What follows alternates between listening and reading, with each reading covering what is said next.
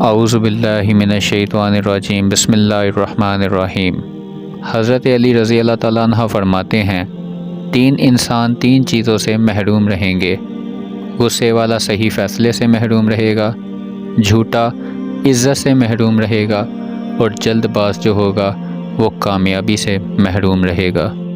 پوچھا گیا جنت کتنی دور ہے؟ آپ صلی اللہ علیہ وآلہ وسلم فرماتے ہیں، جنت 2 قدم پر ہوتی ہے۔ پہلا قدم جو ہے وہ انسان کے نفس پر رکھ دو، دوسرا قدم جنت میں ہوگا۔ نرم مزاج کے بارے میں نبی کریم صلی اللہ علیہ وآلہ وسلم نے فرمایا، میں تمہیں اس آدمی کی پہچان بتاتا ہوں جس پر جہنم کی آگ حرام ہے اور وہ آدمی پر بھی آگ حرام ہے، یعنی کہ اس پر جہنم کی آگ حرام ہے اور وہ آدمی آگ پر حرام ہے۔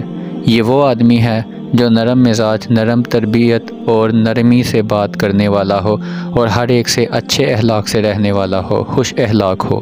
حضرت علی رضی اللہ تعالیٰ عنہ فرماتے ہیں، صرف پیسے کا ہونا رزق نہیں ہے، نیک اولاد، اچھا اخلاق اور مخلص دوست بھی رزق میں شامل ہوتے ہیں۔ یہ چیزیں بھی رزق میں آپ شامل کر سکتے ہیں اپنے رزق میں۔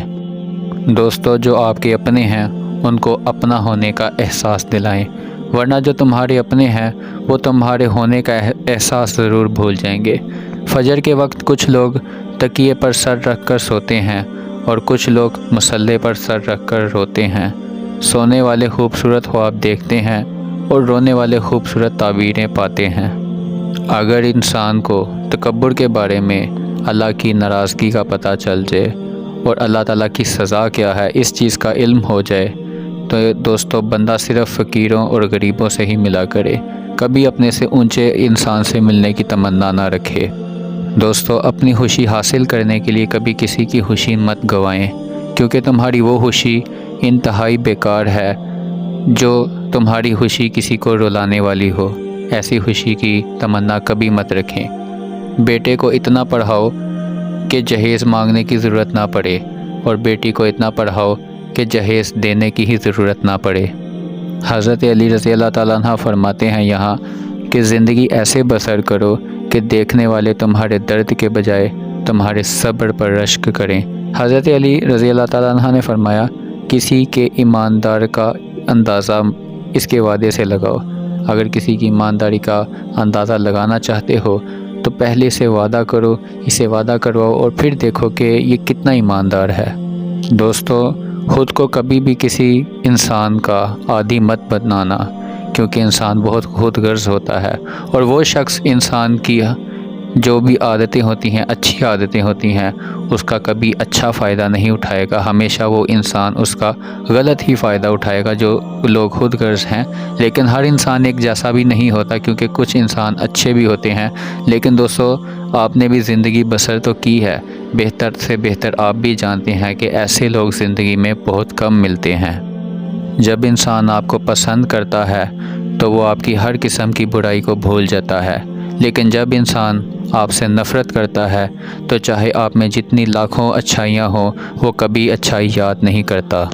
زندگی میں آپ جتنے مرضی اچھے دوست بنائیں، اچھا ہو یا بہت ہی اچھا ہو یا لاجواب بھی ہو، دوستو اپنے دوست کو اپنے اتنے ہی راز بتاؤ کہ کل کو اگر آپ کی اس دوست سے دشمنی ہو بھی جاتی ہے تو دوستو کل کو وہ آپ کو نقصان نہ پہنچا سکے۔ آپ بچے رہیں ہر قسم کی چیز سے۔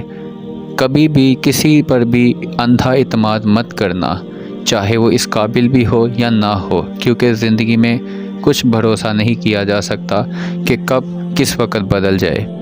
جسے تقدیر پر یقین ہوتا ہے وہ اپنے اوپر نازل ہونے والی ہر قسم کی مصیبتوں سے گھبراتا نہیں، حالات کا ڈٹ کر مقابلہ کرتا ہے اور وہ الحمدللہ کامیاب بھی ہو جاتا ہے۔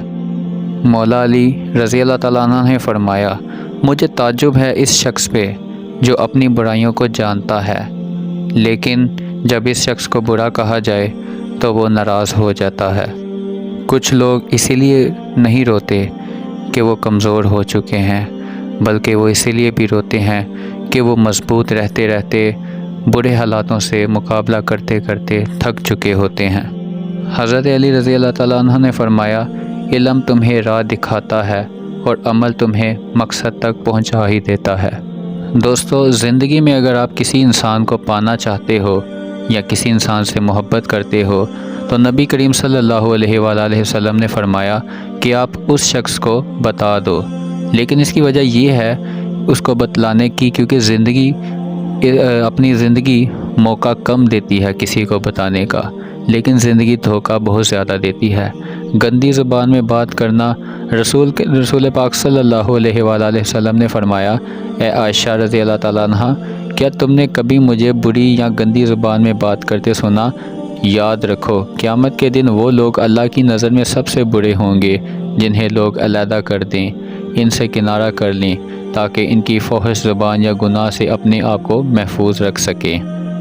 پردہ کرنا، اے نبی اپنی بیویوں سے اور اپنی صاحبزادیوں سے اور مسلمان کی عورتوں سے کہہ دو کہ وہ اپنے اوپر اپنی چادریں لٹکا لیا کریں، اس سے بہت جلد ان کی شناخت ہو جایا کرے گی، پھر نہ ستائی جائیں گی، اور اللہ بڑا مغفرت کرنے والا مہربان ہے۔ جزاک اللہ۔